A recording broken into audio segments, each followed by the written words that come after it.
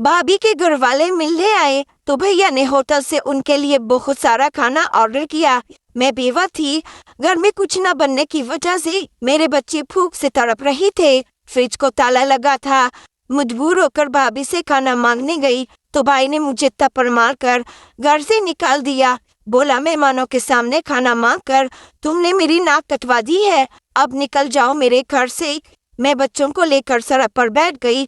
किसी ने मुझे भीख ना दी। आखिरकार एक गाड़ी वाले ने कहा, आज की रात मेरे साथ गुजार लो, तुम्हें खुश कर दूंगा। मैं मजबूर होकर गाड़ी में बैठ गई, मगर जब उसके बंगले पर पहुंची तो उसके दोस्त को देखकर मेरा कलेजा मुंह को आ गया, क्योंकि वहां पर मेरे बच्चे भूख से रो रही थे। उनकी भूख जैसे मेरी हड्डियों भी उतर रही थी। 4 मेहमानों के लिए 10 आदमियों का खाना मंगवाया गया था, मगर मेरे बच्चों को खाना देने के लिए भाई और भाभी के पास कुछ नहीं था। फ्रिज पर भी ताला लगा हुआ था। दिल चाहा ताला तोड़ दूं, मगर मेरे हाथ कांप रहे थे। अपने घर इज्जत की रोटी मांगना भी भीख लगता था। जब दरवाजे अपनों के हों, मैं दीवार से लगी बच्चों को देख रही थी। छोटा प्यास से होंठ चबा रहा था। बड़ी बेटी ने रो रो कर आंखें लाल कर रही थी। वो चुपचाप मुझे देख रही थी, जैसे पूछ रही हो, अम्मी खाने का वक्त कब आएगा? और मेरे पास जवाब नहीं था। मैंने दुपट्टा जोर से मुंह पर रखा और अंदर जाकर स्टैंड में बैठी। दिल जोर जोर से धड़क रहा था। ये वही घर था जहाँ कभी खुशबू हुआ करती थी। अब सिर्फ भूख, खामोशी और बेबसी का बसीरा था। मैं लरसते कदमों से भाई के कमरे के दरवाजे पर गई। दरवाजे पर दस्तक दी। भाभी झुंझलाकर निकली। हाँ जी, क्या चाहिए? अब उसका लहजा वैसे ही तुर्श था जैसे हमेशा होता है। भाभी, मस्त थोड़ा सा खाना, बच्चे भूखे हैं, कुछ दे दे। मैंने बहुत नरमी से कहा। मेरी आवाज जैसे गर्द से अटी हुई थी। वो हंसी। ड्रामे बंद करो, हम कोई अहमक नहीं है। हमें पता है तुम क्या करना चाहती हो। तुम्हें तो बस हमदर्दी कमानी है। भाभी, खुदा के वास्ते कुछ दे दो। बच्चों ने सुबह से कुछ नहीं खाया। ये तुम्हारा मसला है, हर बार हम क्यों संभाले? तुम्हें तो आदत है रोने की, हर छोटी बात पर ड्रामा। अब हमें बेवकूफ बनाने की कोशिश मत करो। मैं सुन होती जा रही थी, इतने में पीछे से भाई आया। क्या हो रहा है? फिर क्या तमाशा लगाया हुआ है? भूख, तुम्हें तो हर वक्त कोई ना कोई बहाना चाहिए। खुद कुछ नहीं करती, बस लोगों से मांगना आता है। भाई, बच्चों की भूख बहाना नहीं होती। ईद पर आके देखो ना क्या हाल है। फ्रिज पर ताला लगा दिया है भाभी ने। वो तुम्हारे लिए ही लगाया है ताकि खाने का नाजायज इस्तेमाल ना हो। तुम्हें तो कोई काम आता नहीं, बस घर में रहना है और रोना है। अब बस भी करो। मैं खामोशी से कमरे में लौट आई। मैं उस वक्त सिर्फ एक माँ थी। इसका गरूर टूटा, हौसला बिखरा। आंखें बंद की तो आंसू बहने लगे। मैं सैन से कमरे में गई, बच्चों को देखा, छोटे को गोद में उठाया। बड़ी बेटी मेरे हाथ को पकड़कर बोली, अम्मी, अब्बा कब आएंगे? ये सवाल हर रोज मेरे दिल को चलने करता था और आज जवाब देना और भी मुश्किल था। मैंने सिर्फ इतना कहा, वो जल्द आएंगे बेटा, बस दुआ करो। और दिल ही दिल में सिसक गई। रात हो चुकी थी। मैंने कमरे की लाइट बंद की। शायद अंधेरे में भूख का एहसास कम हो, लेकिन बच्चों की कराह सुनाई देती रही। भूख छुपाई नहीं जा सकती, लत छोड़ी जा सकती है। तभी सैन से चीखों की आवाज आई। भाभी ने सबके सामने शोर मचा दिया। ये औरत हम पर इल्जाम लगाती है, हम इसे खाना नहीं देते, हम इसे मारते हैं। बदतमीज, ये हमारी इज्जत खराब कर रही है। मोहल्ले वाले दीवारों के पार से झांकने लगे। भाई भी आ गया। होश में आओ, तुम्हें रहना है तो तमीज से रहो, वरना घर छोड़ दो। ये मेरे भी बाप का घर है, मैं कहाँ जाऊँ? मैं चीखी, पर आवाज कमजोर थी। फिर रहने का तरीका सीखो। भाभी का गुस्सा आसमान पर था। वो मेरे करीब आई, बच्चों को खींचा। मैं आगे बढ़ी तो मुझे धक्का दिया। बच्चा जमीन पर गिर गया। दिल चीख उठा, बस बहुत हो गया। मैंने झोली में बच्चों को समेटा।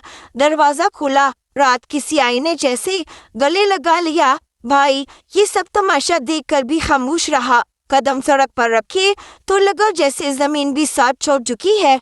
मैं वही औरत थी जो कभी गहने पहनती थी, जो शान से गाड़ी में बैठती थी। आज नंगे पांव, आंखों में शर्मिंदगी लिए अपने ही भाई के घर से निकाले जा रही थी। मैं सड़क पर आकर बैठ गई, बच्चों को सीने से लगाया। सड़क की ठंडक मेरे पैरों में उतर चुकी थी और बच्चों का जिस्म बुखार में तप रहा था। रात जा चुकी थी, लेकिन सुबह होने का कोई एहसास नहीं था। गुजरने वाली गाड़ियां हमारी तरफ यूं देखती थी जैसे हम कोई गंदगी हो, जैसे हम इस दुनिया का बोझ हो। लोग करीब से गुजरे, किसी ने नजर उठाकर भी ना देखा। मैंने चादर से बच्चों को ढांपने की कोशिश की, लेकिन वो चादर भीगी हुई थी। शायद मेरे आंसुओं से एक बस वाला रुका और बिना कर बोला, बीबी यहाँ मत बैठो, पुलिस पकड़ कर ले जाएगी। मैंने नजरें झुका ली, कुछ नहीं कहा। बच्चे थोड़ी देर को सो गए थे। मैंने उनके माथे पर हाथ रखा, वो पसीने में शराबूर थे। बुखार, भूख और थकन ने उनके जिस्म तोड़ दिए थे। मैं किसी को आवाज नहीं दे सकती थी, मैं सिर्फ बैठ सकती थी। जैसे जमीन ने पनाह दी हो, वैसे ही जमीन के साथ चिपक गई थी। ना कोई गाना, किसी दर का सहारा। सुबह के करीब एक तांगे वाला आया, बूढ़ा था। करीब आकर बोला, बेटी थोड़ा पुराना खाना है, ले लो, जाया हो जाएगा। मैंने शुक्रिया कहा और उसके दिए गए 2 डब्बे बच्चों के सामने रख दिए। छोटे ने रोटी पकड़ी तो हाथ कांप रहा था। मुझे लगा शायद वो रोटी भी हाथ से छूट जाएगी। मैंने भी एक निवाला लिया, लेकिन हलक से ना उतर सका। वो दिन हमने उसी सड़क पर गुजारा। बच्चे सोते जागते रही। दोपहर को पुलिस आई। एक सिपाही ने सब लहजे में पूछा, यहाँ क्या कर रही हो?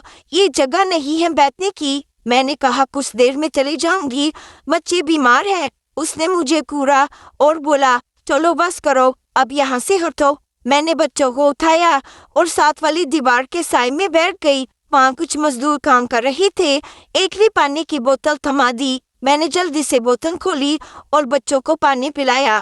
तभी एक कुत्ते ने हमारे पास आकर कुछ बच्चा कुच्चा सूंघने की कोशिश की। मैंने हाथ से उसे दूर किया।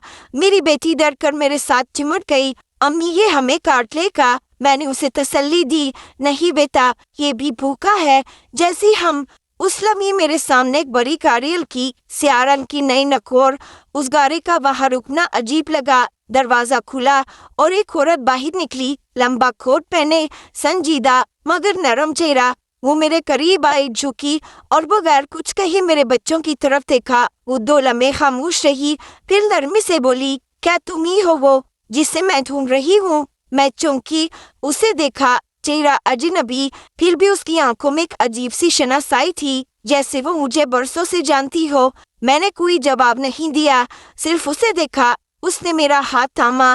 ठंडे हाथों में एक अजब हरारत थी। मैं तुम्हें यहाँ नहीं छोड़ सकती, उसने आहिस्ता से कहा। मैंने बच्चों को देखा, उनकी हालत बहुत खराब थी। आप कौन है? मैंने आखिर पूछ ही लिया। वो मुस्कुराई, जैसे सवाल का इंतजार था। किसी वक्त बताऊंगी, अभी बस मेरे साथ चलो, बच्चों को आराम की जरूरत है और तुम्हें भी। मैंने कुछ लम्हे सोचा। दिल ने कहा, मत जाना किसी अजनबी के साथ, मगर अकल ने कहा, और रास्ता क्या है? फिर बच्चों के चेहरे जहन में आए और मैंने सर हिला दिया। चलो, मैंने आहिस्ता कहा।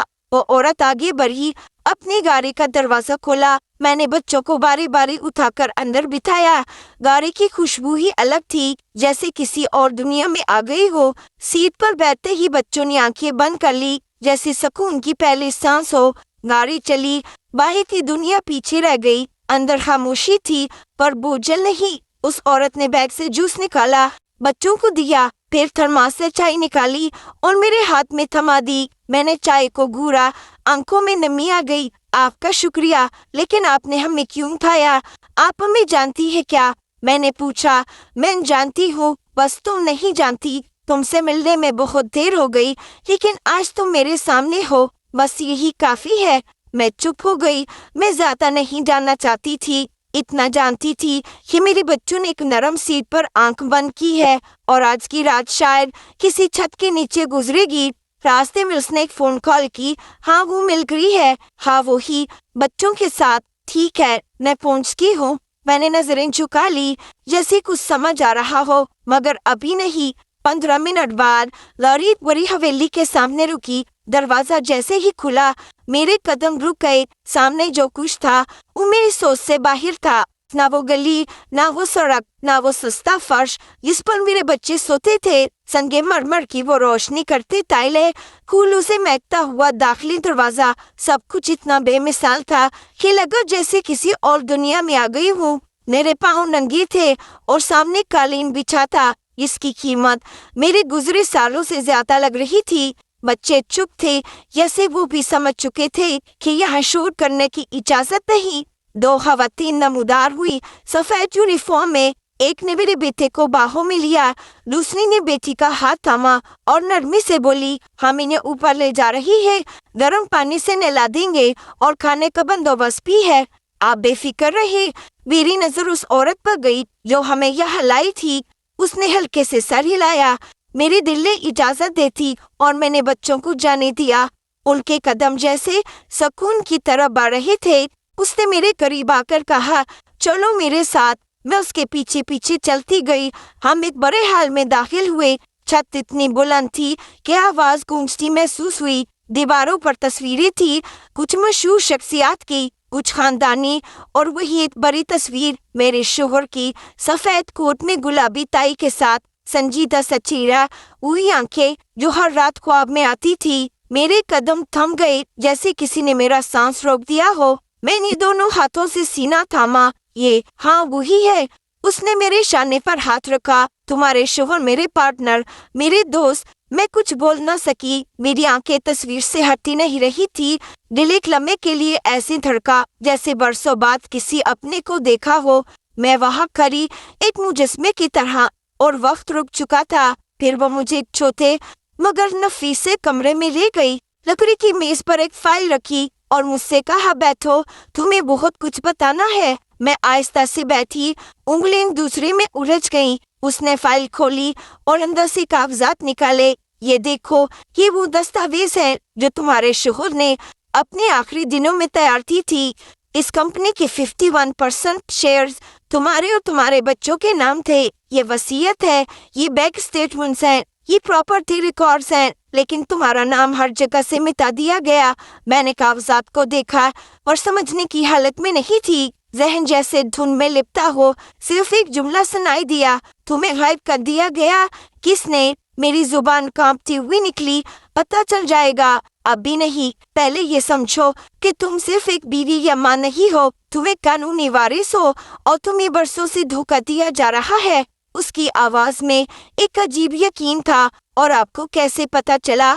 میں نے ہچکچاتے ہوئے پوچھا۔ تمہارے شوہر میرے بزنس پارٹنر تھے۔ وہ جب فوت ہوئے تو مجھے عجیب لگا کہ نہ ان کی بیوی سامنے آئی، نہ بچے، نہ کوئی قانونی دعوے دار۔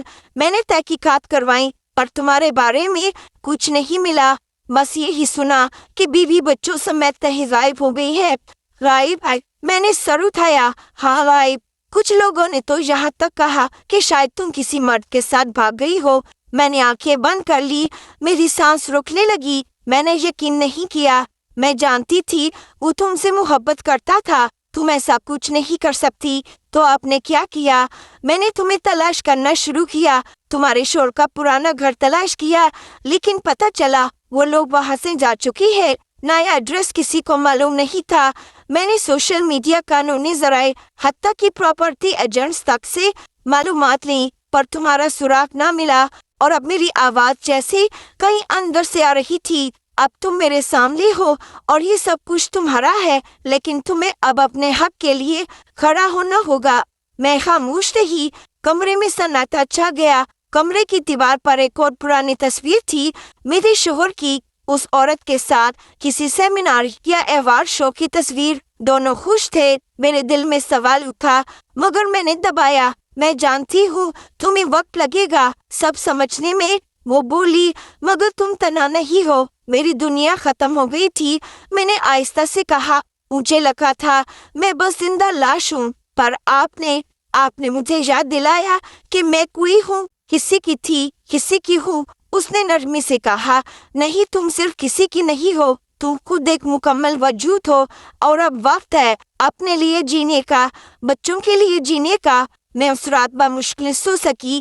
بچوں کی نیند گہری تھی، وہ سکون میں تھے، اور میں جاگتی رہی، چھت کو تکتے ہوئے۔ ذہن میں وہ فائل گھوم رہی تھی، وہ تصویریں، وہ عورت کی آواز، اور سب سے بڑھ کر وہ سچ جو برسوں مجھ سے چھپا رہا۔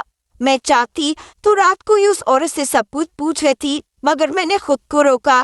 مجھے معلوم تھا صبح میرے سامنے جو آنے والا ہے وہ میری زندگی بدل دے گا، اور مجھے پوری طرح ہوش میں رہنا ہوگا۔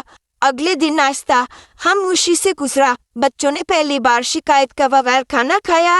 वो मेज मेरे लिए नई थी, वो बर्तन वो नौकर सब कुछ जैसे ख्वाब हो, मगर मैं हर चीज को हकीकत मानने पर मजबूर थी, क्योंकि मेरी हड्डियों में अब झूठ सुनने की सकत नहीं रही थी। सुबह 10 बजे वो औरत फिर मेरे कमरे में आई। इस बार उसके हाथ में एक मुख्तलिफ फाइल थी। वो बोली, तुम तैयार हो? मैंने गर्दन हिलाई। हाँ, सच सुनने के लिए अब मुझे किसी तैयारी की जरूरत नहीं रही। हम दोबारा उसी ऑफिस रूम में बैठे। उसने फाइल खोली और मुझे एक कागज दिखाया।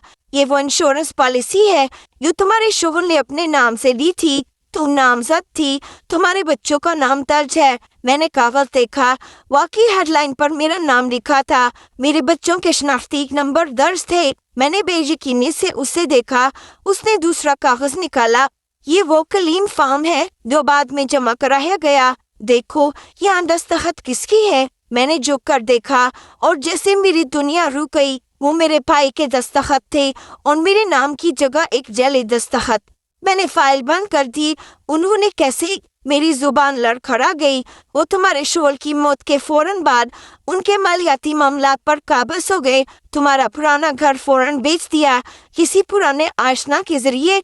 पुलिस रिपोर्ट में दर्ज करवाया कि तुम लापता हो। न पोस्टमार्टम की तफसील ली गई, न मौत पर कोई तहकीकात की गई। सब कुछ जल्दी जल्दी दफना दिया गया, जैसे तुम्हारे शोहर के साथ तुम्हारा वजूद भी खत्म हो गया हो। क्या ये सब पुलिस ने मंजूर कर लिया? जी, क्योंकि उन्होंने अपने असर रसूख और कुछ रकम से सबको खामोश करवा दिया। मैंने इंश्योरेंस कंपनी से राब्ता किया तो पता चला कि रकम निकाली जा चुकी है। जब मैंने सवाल उठाया तो मुझे गुमराह किया गया। मैंने आहिस्ता से पूछा, कितनी रकम थी? तकरीबन 4 करोड़ रुपए। उसने जवाब दिया जैसे वो कोई मामूली बात हो। मेरे पैरों तले से जमीन निकल गई। 4 करोड़ रुपए! मैं अपने बच्चों को 2 वक्त की रोटी के लिए तरसती रही और वो इतने दौलत पर मजे करते रहे। उसने फिर फाइल में से एक बैंक स्टेटमेंट निकाली। ये वो अकाउंट है जिसमें तुम्हारे शोहर की सेटलमेंट की रकम आई थी। कुछ ही दिनों में सारी रकम निकाली गई। ये अकाउंट मेरे नाम पर था। मैंने हैरत से पूछा, हाँ, लेकिन पता बदला हुआ था। तुम्हारे दस्तखत जाली लगाए गए और अब इस अकाउंट का कोई रिकॉर्ड तुम्हारे शनाख्ती नंबर से मुंसलिक नहीं। मैंने बहुत मेहनत से ये निकलवाया है। मैंने कुर्सी की पुष्ट से टेक लगा ली। कमरा मुझे घूमता महसूस हो रहा था। हर फाइल, हर कागज जैसे मेरे जिस्म पर छुरियां चला रही थे। मैंने सवाल किया, और मेरे शोहर की कंपनी अभी भी चल रही है? उनके शेयर्स तुम्हारे और बच्चों के नाम पर मौजूद है, बस कानूनी तौर पर क्लेम करना बाकी है। मैं तुम्हारे शोहर की बिजनेस पार्टनर होने के नाते ये सब कुछ रोक कर नहीं रख सकती, लेकिन मैंने कोशिश नहीं छोड़ी। और वो क्या कहते थे मेरे बारे में? कोई कहता था तुम किसी के साथ भाग गई हो, कोई कहता था तुम्हारे शोहर ने खुद तुम्हें निकाल दिया। एक बार तो एक वकील ने कहा, इस जैसी औरतें माल के लिए कुछ भी कर सकती हैं। मेरे हाथों की मुट्ठियां बंद हो गई। मैंने पहली बार अपने लिए गुस्सा महसूस किया, मगर ये गुस्सा आंखों से नहीं निकला, दिल में जमा हुआ। मैंने कहा, अब मैं खामोश नहीं बैठूंगी। उसने मुस्कुराकर कहा, मैं जानती थी तुम यही कहोगी, इसलिए मैं सब कुछ तैयार रखे बैठी हूँ। कल से हम कानूनी कार्रवाई शुरू करेंगे, लेकिन इससे पहले एक बात, क्या तुम्हें अपनी शनाख्त वापस लेना होगी? शनाख्ती कार्ड, बच्चों के कागजात, सब कुछ रीअप्लाई करना होगा। तुम्हें कानूनन वापस दुनिया के सामने आना होगा। मैं तैयार हूँ, जो कुछ भी करना पड़े मैं करूँगी। अब मेरे बच्चों के मुस्तकबिल का सवाल है और मैं उनका हक लड़ कर लूंगी। उसने मेरा हाथ थामा। हम जंग लड़ेंगे और जीतेंगे भी। उस लम्हे मुझे लगा, ये औरत सिर्फ कोई पार्टनर या मोहसिन नहीं, ये मेरी जंग की साथी है। मैंने आंखों में नमी को महसूस किया, मगर पहली बार वो नमी कमजोरी की नहीं, ताकत की अलामत थी। मैंने अपना नाम, अपनी पहचान और अपनी आवाज वापस लेने की कसम खा ली थी। अब सिर्फ मेरी आंखों में नहीं, मेरी हर कदम में जंग थी। सबसे पहले हमने बच्चों को महफूज रखा। मुंह मेंशन के एक अलग हिस्से में मुंतकिल कर दिए गए। रियाम की निगरानी में एक नर्स, एक माहिर नफ्सियात और एक खातून टीचर मुकर्रर की गई। बच्चों की सेहत पर काम शुरू हो चुका था। कमजोरी दूर करने के लिए खुराक, ज़हनी जख्म भरने के लिए सुकून और उनके तालीमी नुकसान की तलाफी करने के लिए फौरी स्कूल दाखिला करवाया गया। मैंने खुद को बदलना शुरू किया। पहला काम कानूनी दस्तावेज को रिस्टोर करवाना था। नादरा ऑफिस गए, दोबारा शनाख्ती कार्ड बनवाया, बच्चों की बी फार्म निकलवाई और अपने शोर की मौत का असल सर्टिफिकेट हासिल किया। ये सब मरले आसान ना थे, लेकिन इस औरत की टीम हर जगह मेरे साथ थी।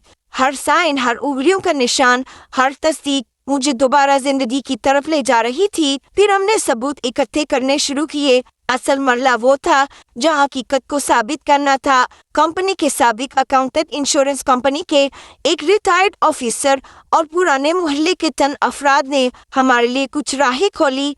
इन सब में एक था इमरान, जो पहले मेरे शोर का जाती ड्राइवर था, बरसों से लापता था, लेकिन जब उसे हमारी तलाश का इल्म हुआ वो खुद हम तक आ गया। बीवी जी, मैंने वो रसीदें देखी थी, वो दस्तखत आपके नहीं थे, सब कुछ मेरे सामने हुआ था। मुझे बोला गया कि अगर मैं बोलूंगा तो मेरे घर वालों को नुकसान होगा, इसलिए मैं चुप रहा। हमने उसकी गवाही रिकॉर्ड कर ली। फिर हमने वो भी किया जो शायद सबसे नाजुक कदम था, खुफिया तौर पर एक कॉल की रिकॉर्डिंग। भाभी अक्सर शाम के वक्त अपने शो से फोन पर बात करती थी। हमारे टीम में मौजूद एक माहिर ने मेंशन में मौजूद साबका मुलाजिम से रब्ता करके उनका पुराना फोन नंबर हासिल किया। उसी नंबर पर हमने भाभी का रब्ता कायम करवाया और एक मखसूस सॉफ्टवेयर से कॉल रिकॉर्डिंग की गई। सुनो, तुमने फ्रिज पर ताला क्यों लगाया था? बाई की आवाज आई। तुम्हें तो पता है अगर मैं ताला ना लगाती तो वो औरत कभी घर ना छोड़ती। मुझे पता था वो भूखी माँ कभी बच्चों के लिए झुकेगी। हमें उसे बाहर निकालना था और निकाल दिया। अब वो गई और अब हम सुकून से रह सकते हैं। वो वापस नहीं आएगी। अब हम उसके पैसे पर मजे करेंगी। मेरे हाथ कांपने लगी। मैंने अपनी मोबाइल की स्क्रीन बंद कर दी, मगर आवाजें दिमाग में गूंजती रही। वो रिकॉर्डिंग मुकम्मल होने के बाद हमारे लीगल मुशीर को दे दी गई। ये वो सबूत था जिसका इनकार कोई नहीं कर सकता था। ये उनकी जुबान से निकला हुआ सच था। अगले दिन मैंने भाई को फोन किया। बरसों की चुप के बाद पहली बार मैंने उस नंबर पर कॉल की। उसने मेरी आवाज सुनते ही पहचान दिया। तुम कहाँ से बोल रही हो? मैं वहीं से बोल रही हूँ जहाँ से तुमने मुझे मिटाने की कोशिश की थी, पर मैं बच गई और अब मैं सब जान गई हूँ। इंश्योरेंस की रकम, जाली दस्तखत, फ्रिज पर ताला। क्या बकवास कर रही हो? किसके कहने पर बकवास कर रही हो? सबूत मेरे हाथ में है और मैंने कानूनी कार्रवाई का आगाज कर दिया है। अब फैसला अदालत करेगी। वो कुछ लम्हे खामोश रहा, फिर बोला, तुम्हें पता नहीं तुम किससे टक्कर ले रही हो। अब तुम्हें पता चलेगा कि तुम किससे टक्कर ले बैठी हो। एक माँ जब इंसाफ के लिए खड़ी होती है तो सिर्फ तुम ही नहीं, तुम्हारी साजिशें भी जमीन बोस हो जाती है। मैंने कॉल बंद कर दी। अगली सुबह मेंशन की सिक्योरिटी ने हंगामी इतला दी कि कोई गाड़ी मरकजी दरवाजे पर जबरदस्ती घुसने की कोशिश कर रही है। हम फौरन नीचे पहुंचे और मेंशन के सिक्योरिटी कैमरों की फुटेज देखी। वो मेरा भाई था। उसके साथ एक और शख्स गाड़ी से निकला और वो अंदर घुसने की कोशिश कर रही थे। हमने फौरन पुलिस को इतला दी। सिक्योरिटी टीम ने दरवाजा बंद रखा और पुलिस के आने तक उन्हें बाहर रोके रखा। कुछ ही देर में पुलिस पहुंची और उन्हें गिरफ्तार कर लिया गया। उनके कब्जे से बच्चों के कपड़े, एक खिलौना और स्कूल बैग भी बरामद हुआ। ये हुआ की कोशिश थी। मैं काम गई लेकिन अंदर से मजबूत रही। वो औरत जो बरसों पहले हर झटके पर उभरती थी, अब हर जख्म को हथियार बना रही थी। ये वाकई हमारा आखिरी गैर कानूनी सामना था। इसके बाद हमने तमाम सबूत अदालत में जमा करवा दिए।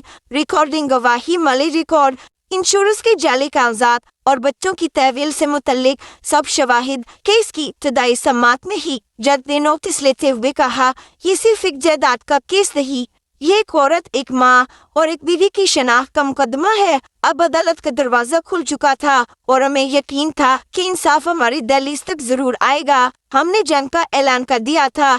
अब हारने का सवाल ही नहीं था। हम जिस अदालत गए, आसमान साफ था मगर मेरे दिल में तूफान था। मैंने वो सादा सा सफेद लिबास पहना जो साफ तो था मगर नई उम्मीद की तरह उजला।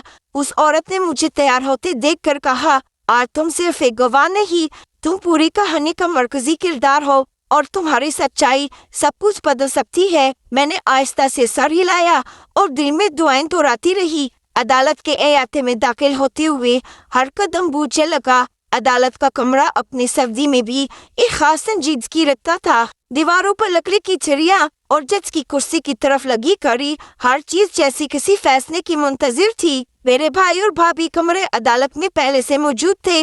उनके चेहरे पर वो गुमान नहीं था जो कभी उनके अंदर से झलकता था। भाई का रमज़ान था और भाभी अपनी चादर बार बार ठीक कर रही थी, जैसे कुछ छुपाने की कोशिश हो। जज साहब अंदर आए, सब खड़े हुए। पहली समाअत का आगाज हुआ। हमारे वकील ने तमाम दस्तावेज मुरतब करके अदालत के सामने रखे। उनकी बात मुकम्मल होने से पहले ही जज ने पूछा, आप कह रही है कि मरहूम ने अपनी मुकम्मल जायदाद बीवी और बच्चों के नाम की थी, लेकिन ये कानूनी तौर पर साबित नहीं। हमारे वकील ने आहिस्ता से फाइल की तरफ इशारा किया। यह वसीयत जो मरहूम के दस्तखत के साथ नोटराइड है, इस बात का वाज़ेह सबूत है, लेकिन मुद्दा अलिया ने इन कागजात को दबाकर एक जाली क्लेम जमा करवाया और पूरी इंश्योरेंस रकम हासिल कर ली। इस मौके पर वो औरत खड़ी हुई। उसने खुद को कंपनी की साबिक पार्टनर के तौर पर मुतारिफ करवाया। उसने बताया कि किस तरह उसने मरहूम के साथ मिलकर बरसों कारोबार किया और किस तरह शोहर ने अपनी बीवी और बच्चों को अपना वारिस नामजद किया। लेकिन जब मैंने इनसे राब्ता करना चाहा तो बताया गया कि वो लापता है। सोसाइटी में इनके किरदार कशी की गई। मैंने खुद इन्हें ढूंढने में साल लगा दिए। जज ने इस बात में सर हिलाया और फाइल का जायजा लेने लगा। मुद्दा अलिया यानी मेरे भाई का वकील खड़ा हुआ। उसने रस्मी दिफा पेश किया। ये सब सबूत नया सामने लाया गया है, पहले कभी अदालत की रिकॉर्ड में शामिल नहीं हुआ। जज ने उसे गौर से देखा। अगर मुतासरा फरीक राइट था, जैसा कि आप खुद कहते हैं, तो ये सवाल ही नहीं उठता कि वो पहले क्यों ना आई। सवाल ये है कि इन्हें गायब क्यों किया गया। उसके बाद बैंक से बुलाया गया। एक गवाह अदालत के रूबरू आया। उसने एक बड़ी स्क्रीन पर वो बैंक स्टेटमेंट दिखाई। इसमें शोहर की मौत के चंद दिन बाद ही पूरी रकम निकाल ली गई थी। ये क्लेम और ये दस्तखत, उनका शनाख्ती कार्ड सब जाली है। हमने बाद में पता चलने पर रिपोर्ट फाइल की, लेकिन मुतलका बंदे का कोई सुराग ना मिला। मैं बस खामोश बैठी सुनती रही।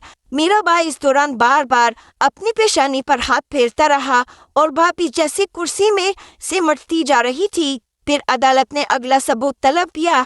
इंश्योरेंस कंपनी का नुमाइंदा, उसने बताया, हमारे पास एक मर्द आया। उसने कहा कि मरहूम की बीवी कहीं गायब हो चुकी है और कहा कि क्लेम उसे दिया जाए क्योंकि कानूनी वारिस कोई नहीं बचा। क्या उस शख्स की शनाख्त हुई थी? जज ने पूछा। नहीं, उस वक्त उस पर तवज्जो नहीं दी गई क्योंकि पुलिस रिपोर्ट भी यही कहती थी कि बीवी लापता है। यहाँ जज ने कहा, तो इसका मतलब ये है कि एक सोची समझी साजिश के तहत कानूनी वारिस को नापीद जाहिर किया गया ताकि जायदाद पर कब्जा किया जा सके। अदालत में खामोशी छा गई।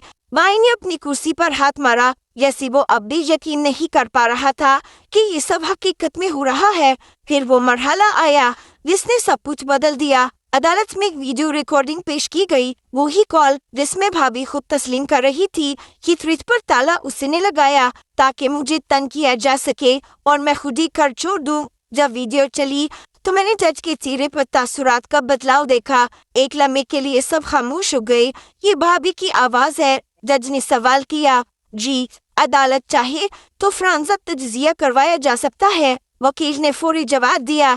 ये सब सुनने के बाद जज ने कहा, ये मामला सिर्फ वरासत का नहीं, ये नीयत साजिश और इंसानियत की खिलाफ वर्जी का भी है। और फिर आखिरी धचका, हमारे वकील ने शोहर की मौत के मुतल्लिक पोस्टमार्टम रिपोर्ट पेश की जो उस औरत ने हाल ही में दोबारा हासिल करवाई थी। रिपोर्ट में कुछ नई बातें शामिल थी जिनमें जहर की मामूली अलामत दर्ज थी और एक अनजान इंजेक्शन का निशान भी। हमारे तहकीक में ये भी आया है कि मरने से चंद रोज कब मरहूम ने कंपनी के अकाउंटेंट से कुछ झगड़ा किया था। वकील ने कहा, अदालत ने अकाउंटेंट को तलब किया, जिसने बाद में इतराफ दिया कि वो मेरे भाई के दबाव में था। मुझे कहा गया था कि मैं कंपनी की माली हिसाबात में तब्दीली करूं और मरहूम की दस्तखत के नमूने किसी खास फर्द तक पहुंचाऊं। मुझे लगा कि ये सिर्फ एक अंदरूनी मुआहदा है, लेकिन बाद में पता चला कि ये सब कुछ और था। उस गवाही ने हर चीज बदल दी। अदालत के कमरे में खामोशी थी, वही खामोशी जो हर सच से पहले छा जाती है। कमरे की हर दीवार, हर कुर्सी, हर आंख एक नए इंकशाफ की मुंतजिर थी। हम गुज़श्ता कई दिनों से गवाहियों और सबूतों के साथ एक मजबूत मुकदमा बना चुके थे। जज के चेहरे पर उलझन कम اور یقین زیادہ تھا اور ہم آخری دلائل کی طرف بڑھ رہے تھے۔ پھر اس دن وہ عورت جس نے میرے لیے سب کچھ کیا ایک بار پھر عدالت میں داخل ہوئی، لیکن اس بار وہ اکیلی نہیں تھی، اس کے ساتھ ایک مرد تھا، سفید کپڑوں میں، قدم آہستہ، ہاتھ کسی نرس کی انگلی تھامے ہوئے۔ اس کی چال میں کمزوری تھی، جیسے وہ بہت طویل بیماری سے گزرا ہو۔ اس کے چہرے پر زندگی کی جھلک تھی، مگر آنکھوں میں ابھی مکمل روشنی نہیں آئی تھی۔ جیسے ہی وہ دروازے کے قریب پہنچا، میری سانس جیسے رک گئی۔ میری نگاہیں کچھ لمحے ساکت رہی، پھر دل نے زور سے دھڑکنا شروع کر دیا۔ میں اٹھ کھڑی ہوئی، بچوں کو پاس بلایا۔ بڑی بیٹی نے میرا ہاتھ پکڑا۔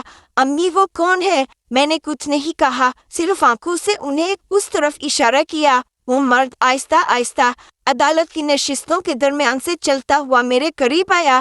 اس عورت نے نرمی سے میرے کان میں کہا، یہ وہی ہے جسے تم نے برسوں روتے ہوئے پکارا، یہ تمہارا شوہر ہے۔ میں نے بے یقینی سے اس کا چہرہ دیکھا۔ وقت نے اس پر اپنے نشانات چھوڑ دیے تھے، مگر وہ آنکھیں میں کبھی نہیں بھول سکتی تھی۔ اس نے میرے بچوں کی طرف دیکھا، اچانک جیسے کوئی کرن دماغ میں چمکی ہو۔ اس کی سانسیں تیز ہو گئی اور وہ بڑبڑایا، یہ آوازیں، یہ بچے۔ اس کے قدم تیز ہو گئے، وہ لڑکھڑایا مگر رک نہیں پایا۔ وہ میرے بیٹے کے سامنے آ کر رک گیا، جھک کر اس کے چہرے کو تھاما۔ ارحم، بچے نے حیرت سے ماں کی طرف دیکھا۔ امی، یہ مجھے میرے نام سے کیوں جانتے ہیں؟ میں پیچھے نہ ہٹی، میں آگے بڑھی۔ میں نے آہستہ سے کہا، یہ تمہارے ابو ہے۔ ایک لمحے کے لیے سب کچھ ساکت ہو گیا، پھر اس نے میری آواز پر رد عمل دیا، جیسے برسوں کی دھند ختم ہو گئی ہو۔ اس کی آنکھوں سے آنسو نکلنے لگے۔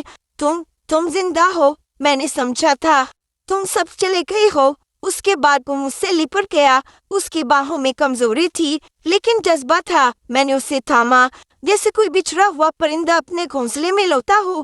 بچے دونوں ان کے قدموں میں بیٹھ گئے اور میں نے پہلی بار اپنے بیٹے کو اتنا مضبوط گلے لگاتے ہوئے دیکھا۔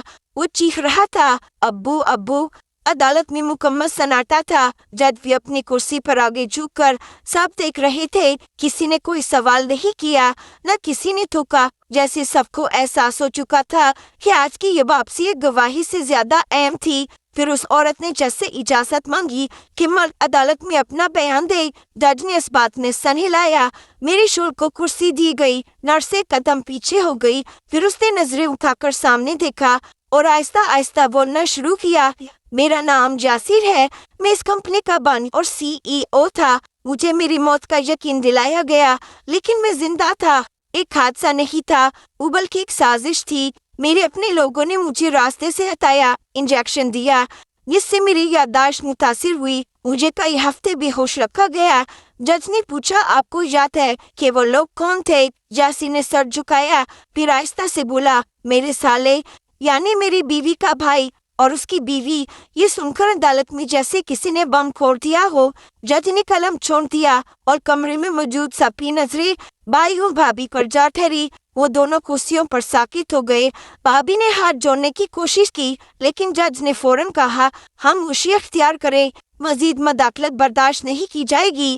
یاسر بولتا رہا، مجھے پرائیویٹ کلینک میں رکھا گیا، وہاں میرے کاغذات وائپ کیے گئے، میرے بارے میں جھوٹ پھیلایا گیا۔ کچھ ملازمین نے مجھ پر رحم کیا اور بعد میں ایک فلاحی ادارے کے ذریعے میری بیوی کی پارٹنر تک بات پہنچی۔ میں کئی ماہ علاج میں رہا، لیکن جیسے ہی میں نے بچوں کی آواز سنی، سب کچھ یاد آ گیا۔ میں نے اس کی بات پر سر ہلایا۔ آنکھوں میں آنسو تھے، لیکن زبان پر شکر تھا۔ میں نے رب سے یہی مانگا تھا کہ مجھے انصاف دے، مگر اس نے میرا شوہر واپس دے دیا۔ جج نے سماعت کچھ دیر کے لیے ملتوی کر دی تاکہ ہم دوبارہ سنبھل سکے۔ باہر آتے ہی میڈیا موجود تھا۔ رپورٹرز نے سوالات کی پوچھاڑ کر دی، مگر اس عورت نے سب کو ہاتھ سے روک کر کہا، آج ہم صرف خاموشی سے شکر گزار ہیں۔ بیوی نے انصاف مانگا تھا، اسے شوہر ملا، اب قانون بولے گا۔ میرے شوہر کو ایک خصوصی گاڑی میں واپس لے جایا گیا۔ بچوں نے ان کا ہاتھ نہیں چھوڑا۔ بیٹی ہر چند لمحوں بعد ان کی شرٹ کو تھامتی، جیسے ڈر ہو کہ وہ پھر چلے نہ جائیں۔ بیٹا ان کے ساتھ قدم ملا کر چل رہا تھا، جیسے برسوں کی محرومی کی تلافی ان 2 گھنٹوں میں ہو جائے گی۔ میں ان کے ساتھ مینشن واپس آئی، وہی مینشن جو کل تک صرف کاغذات پہ ہمارا تھا، آج حقیقت میں ہمارا لگ رہا تھا۔ شوہر کو ایک علیحدہ کمرے میں آرام دیا گیا۔ میں رات بھر ان کے پاس بیٹھی رہی، ان کا ہاتھ تھامے، تم نے یہ سب کیسے برداشت کیا؟ اس نے مجھ سے پوچھا۔ میں نے کہا کیونکہ مجھے یقین تھا کہ تمہیں ایک دن سب یاد آ جائے گا۔ مجھے بس اپنے بچوں کا بھروسہ تھا اور خدا کا۔ وہ خاموش رہا، پھر بولا اب میں سب کچھ ٹھیک کر دوں گا۔ میں نے جواب دیا اب ہمیں کچھ ٹھیک نہیں کرنا، ہمیں بس جینا ہے اپنے بچوں کے ساتھ، اپنے سچ کے ساتھ۔ اس دن مجھے لگا میری پوری زندگی جیسے واپس آ گئی ہو۔ کمرے عدالت میں جو ہوا وہ قانون کا کمال تھا، مگر جو رب نے میرے لیے لکھا تھا وہ کسی عدالت کی دسترس میں نہیں تھا۔ رشتے اگرچہ ٹوٹ چکے تھے، اعتماد مر چکا تھا، مگر سچ زندہ تھا، اور سب سے بڑھ کر میرا شور زندہ تھا۔ یہ واپسی صرف ایک انسان کی نہیں تھی، یہ ہماری زندگی کی واپسی تھی۔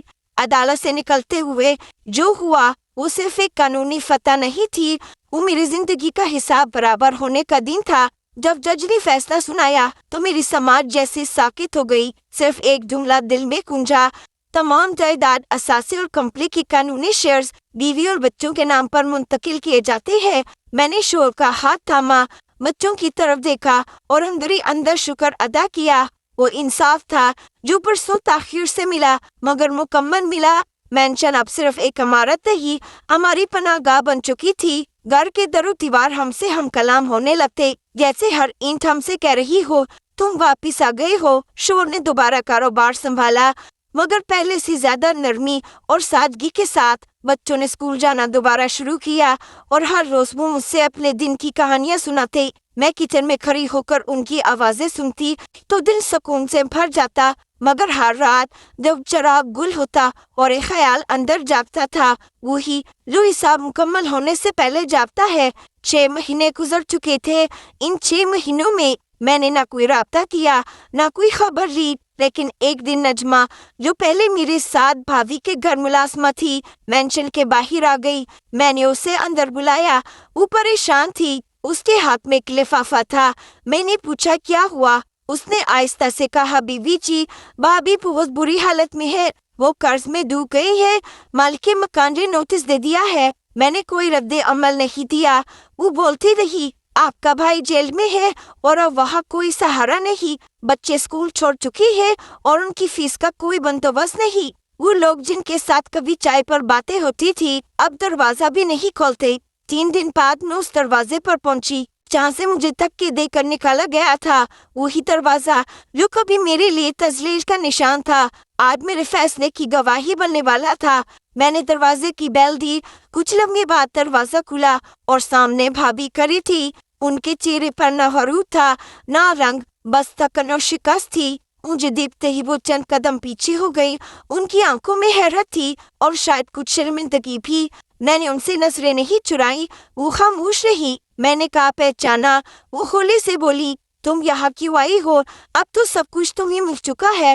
میں نے صاف لہجے میں کہا بدلہ لینے نہیں آئی، حساب پورا کرنے آئی ہوں۔ کون سا حساب؟ انہوں نے لرزتی آواز میں پوچھا۔ تم نے میرے بچوں کو یتیم بنانے کی کوشش کی، انہیں بھوکا سلایا، ان کا حق چھینا۔ میں چاہتی تو تمہارے بچوں کے ساتھ وہی کرتی، مگر میں تمہاری طرح سنگ دل نہیں ہوں۔ بھابھی کی آنکھوں سے آنسو بہنے لگے۔ میں نے بات جاری رکھی، تمہارا قرض میں نے ادا کر دیا ہے، مالک مکان اب دروازہ نہیں کھٹکھٹائیں گے۔ وہ جیسے سن نہیں پا رہی تھی۔ کیا کہہ رہی ہو تم؟